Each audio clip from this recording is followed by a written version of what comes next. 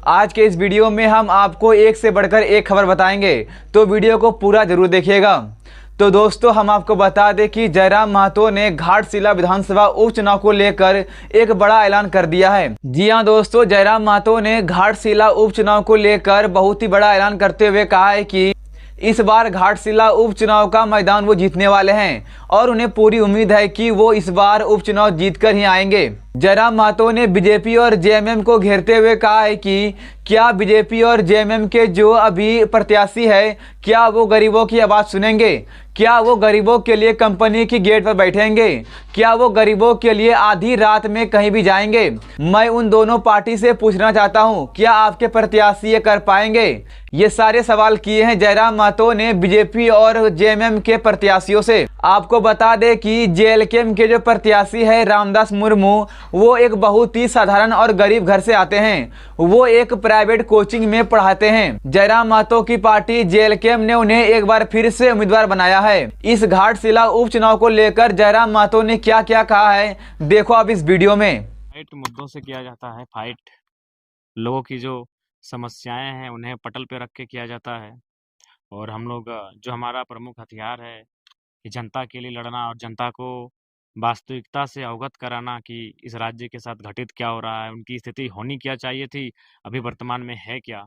तो उन्हीं मुद्दों के साथ हम लोग विधानसभा का उपचुनाव जो घाटशिला में होगा उसे लड़ने का काम करेंगे। तो ये घाटशिला में भी बहुत सारे मुद्दे होंगे, जो घाटशिला के लोकल इशू होंगे, जो उस विधानसभा क्षेत्र के इशू होंगे, झारखंड के मुद्दे होंगे। चूंकि घाटशिला का चुनाव हमारे लिए महज एक चुनाव नहीं है, हमारे लिए दोगुनी ताकत का परिणाम होगा।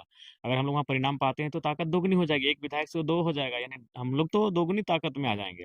बाकी जो दोनों राजनीतिक दल हैं उनको ना जीतने से फर्क पड़ेगा ना हारने से फर्क पड़ेगा। जो हारेगा वो सत्ता में उसी मजबूती के साथ रहेगा, जो जीत जाएगा एक सीट से वो ज्यादा और मजबूत होने वाला है नहीं। लेकिन हम अगर जीत जाते हैं तो हमें लगता है हम लोग दोगुना मजबूत हो जाएंगे, और ये जनता को तय करना चाहिए, हमें अवसर मिलना चाहिए।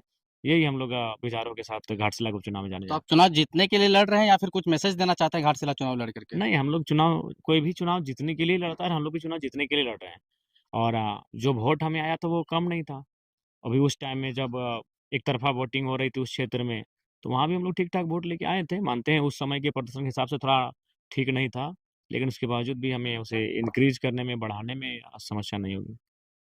एसटी रिजर्व क्षेत्र है, बार बार एसटी का मुद्दा उठता है, वैसे क्षेत्र में आप कैसे जाकर के चुनाव लड़िएगा, खास करके एसटी लोगों को कैसे कन्विंस कीजिएगा? देखिए, कन्विंस करेंगे, उनसे बातचीत होगी कि आबादी उनकी है घाटशिला में, तो समस्या भी उनकी होगी। तो समस्या यदि उनकी होगी तो समस्याओं के लड़ने के लिए उनका साथी होना चाहिए। तो जो 2 राजपुत्र मैदान में उतरे हैं, क्या वो सक्षम हैं कि उनकी समस्याओं को लेकर डाउन टू अर्थ जाके लड़ेंगे? जमीन पर बैठकर उनके लिए फाइट करेंगे, कंपनी के गेट पर धरना देकर उनके लिए लड़ेंगे, आवाज बुलंद करेंगे? संभव ही नहीं है। तो घाटशिला में अगर आदिवासी समाज की आबादी ज़्यादा है तो समस्याएं भी उनकी ज़्यादा हैं, और उन समस्याओं के निदान के लिए उन्हें एक ऐसा नेतृत्व की आवश्यकता है जो उनके बीच जाके खड़ा होके आंदोलन करे, उनके बीच जाके खड़ा होकर उनकी समस्याओं का समाधान करे, जैसा जयराम महतो कर रहा है। हाफ पैंट में तो कभी गमछी में, तो कभी पेड़ के नीचे बैठकर, कभी खुले मैदान के नीचे बैठकर, जहां मन हुआ, जहां जनता, वहीं समस्याओं को निदान करने में लग जाते हैं।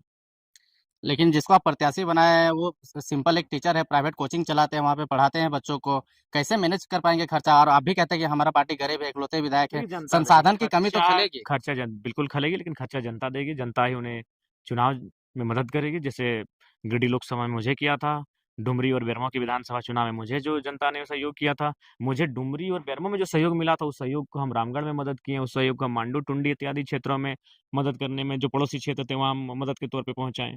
तो जनता तय करेगी और जनता सहयोग करेगी। जयराम महतो ने कहा है कि रामदास मुर्मू घाटशिला के बेटे हैं और घाटशिला के स्थानीय निवासी है, जबकि दोनों पार्टी के प्रत्याशी उस विधानसभा क्षेत्र के है ही नहीं। कोई सरायकेला खरसावां से है तो कोई जमशेदपुर से है। क्या वो लोग इस विधानसभा के क्षेत्र का समस्या जान पाएंगे और उसके समस्या से वाकई रूबरू हो सकेंगे? जयराम महतो का यही कहना है कि वहां के लोगों को एक बार उनके प्रत्याशी को मौका देना चाहिए, जो कि उनकी समस्याओं को सुने, जो उनके रात में घर तक आ सके, जो उनके लिए आधी रात खड़े हो सके। क्या जेएमएम और बीजेपी के जो प्रत्याशी है वो ये कर पाएंगे? ये कभी नहीं कर पाएंगे। इसलिए एक बार जेएलकेएम को घाटशिला विधानसभा से मौका देनी चाहिए।